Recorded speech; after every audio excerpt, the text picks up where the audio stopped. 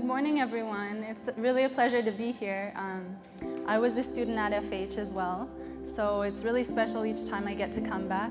I actually graduated in 2010, and 2010 was the same year that a devastating earthquake hit Haiti. When I saw the devastation, it really moved me to want to help more than just sending money. So I decided that for the summer after I graduated, I would go and volunteer in Haiti. And during my first week, I was introduced to a locally run orphanage. I'd visited other orphanages, but I'd never seen people living in such bad conditions as in this orphanage. What really shocked me was that of those 75 kids, 73 of them had families. So why were these kids, if they had families, living in this horrific orphanage? My name is Morgan Weinberg, and I was raised in Whitehorse, Yukon, Canada. Since 2011, I've been advocating for a movement away from orphanages and for people to understand, the dangers of children growing up in institutions, and to have people focusing more on family reunification and family strengthening. I tell people about my story, how I first went to Haiti as a volunteer and started this organization. What I do want is people to understand how much we can impact other people's lives, but I don't want people to go and do what I did in the beginning. Well, I first got to know Morgan in grade 9 when she was in my French class. As Morgan has come back to FH Collins over the years, if there's one thing she can teach the students is that it's okay to change your opinion of things. I really am glad to be able to come and join the Social Justice Club, because I was part of the Social Justice Club all through high school when I was here. We know that we as a Social Justice Club have been helping with Little Footprints, Big Steps, but it's always nice when Morgan comes back and we can reconnect with her. We all want to do good every day, and it's hard to figure that out. You went to Haiti and all you knew is that you wanted to help, and you figured out how to do it. My first experience when I came to Haiti in 2010 was in a large missionary organization that receives a large amount of volunteers. But the reality is that in that type of experience, you don't truly learn about the culture. It's really more about your experience and you seeing things, you getting photos with these children. Unfortunately, that's, I think, the issue with a lot of aid in Haiti, is that it's based on the donors or volunteers' desires and experience, as opposed to having it be based on the needs of the people they're trying to help.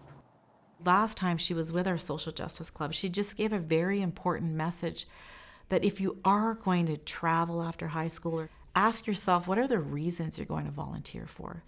We want a lot of things for a healthy community, but maybe it's not up to us to go to another country and make that decision. So over 80% of children in orphanages, not just Haiti but in the world, are not real orphans. Their families are alive, but their families can't care for them. But the reality is that these parents, especially after natural disasters like the earthquake that hit Haiti in 2010, these parents are seeing an influx of aid coming into the country, but it's all being funneled into institutions like orphanages. And they feel so desperate that they think their only chance for their child getting support, whether it's to go to school or to be fed or to have better housing, is if the child is in an orphanage. What I don't want is to just say, supporting orphanages is not good. That's not the message at all, because we have a huge power to impact other people in a really positive way, right? It's just about being careful how we do it.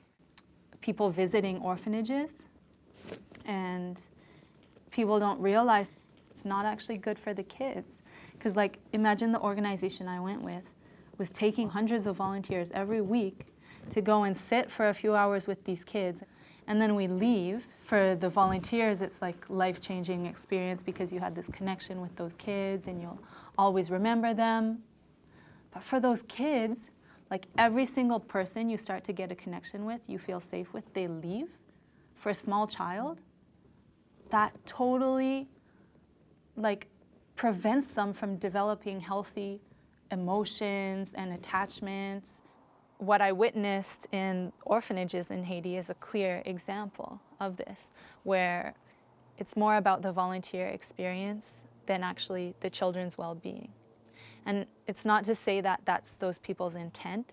It's certainly not the volunteer's intent. But if that was your child, would you let strangers just come and cuddle them like a different day every week? We really don't think about those things, but we need to. It's a nice opportunity for us to be able to ask Morgan some more intimate questions. So does anybody want to start? So, well, I'm hoping to go traveling in the fall. And I'm just wondering if there's like a spot for me to help volunteer with your organization. So we do receive some volunteers. You have to have like a clear vision or plan of what you are going to do. Also, if there's something that a local can do, I prefer to hire a local to do it. It's one of the biggest issues in the country is that people can't get work. Like even people who have an education and are qualified can't get jobs. Even on trips where like to go and build things, if it's only foreigners going to do it, like people locally who could be hired to do that aren't going to get that job. But like there is a lot that you can help give. English is a really obvious one that they all want to learn, right? That you can offer. It's about like what can you truly offer to them that's going to help them and that's not going to take away from anyone locally. Once you identify what you can offer to them, then there still has to be a communication with them to like understand, hey, this is what I have to offer. They can see like how that will fit in their own life. Morgan has taught us that it's okay to make a mistake. It's okay to change your opinion, because the Morgan that you see today is the Morgan that has said to our students, don't do what I did. Don't just jump on a plane and go to Haiti and think that you can save all these children, because there's many people in Haiti that want the same for their kids. They want their kids to prosper. They want their kids to have privilege like many children do around the world.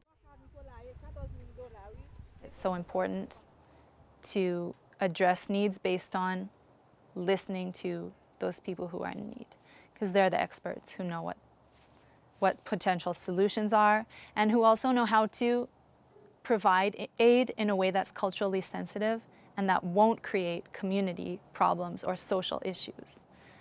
Because it is a different social landscape, it is a different culture. And if we're coming from other countries wanting to help them, the first thing we need to do is consider all of the knowledge that they have as locals and learn from them. Did any of you want to talk about the effect that Morgan's presentation had on you today? Felt pretty emotional afterwards, because we're all here trying to figure out what we want to do, and it's so confusing, all the different things that people are telling you to do and thinking about, and everyone's asking you what you want to do, and then someone like you comes along and you've done something that you didn't really know that you wanted to do, but you figured it out. And I think that's all something that we would like to do as well. Just figure out what we want to do and be the best person that we can be at that thing.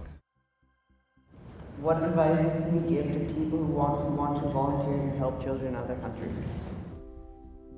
What I don't want is people to do what I did in the beginning, because I was very naive. If you're going to volunteer in another country, make sure you're well informed. Make sure you connect with the local authorities, know what the laws are, know what structures are in place, and make sure you focus on actually listening to the people. It's really important to be able to question things. Like, not all aid is actually effective.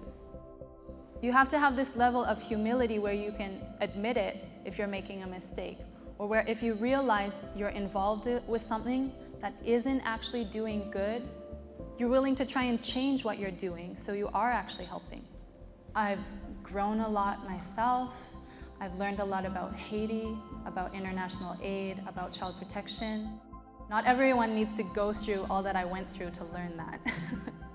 So if they can learn from my story and my experiences, that is great.